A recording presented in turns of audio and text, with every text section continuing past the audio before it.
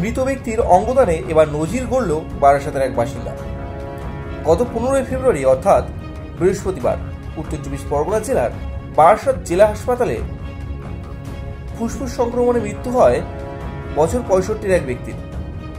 তারপরেই মৃত ব্যক্তির পরিবারের ইচ্ছায় ওই মৃত ব্যক্তির কর্নিয়া দান করা হয় একটি সংস্থায়।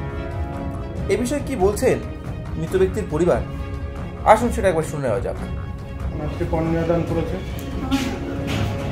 কি হয়েছিল আপনার বাবার ফুসফুসের সমস্যা ছিল। কোথায় কর্নিয়া ডোনেট করলেন আপনার বাবা?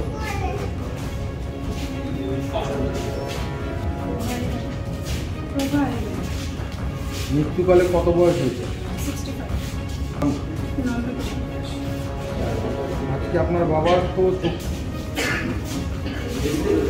আমার বাবা যখন দেখেছিলেন তখন বাবা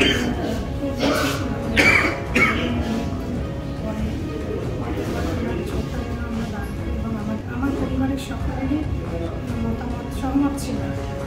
তো এটা একটা মহৎ দান আমরা মনে করি।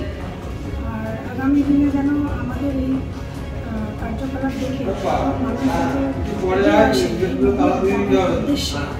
এই মেসেজটা আমি সমাজকে দিতে চাই। এমন একটি মহৎ কাজ সমাজের বুকে তুলে ধরার জন্য মৃতার পরিবারকে সাধুবাদ জানায় নিউজে বাংলা। উত্তর 24 পরগনা জেলার বারাসাত থেকে অভিজিৎ দাসের রিপোর্ট, নিউজে বাংলা।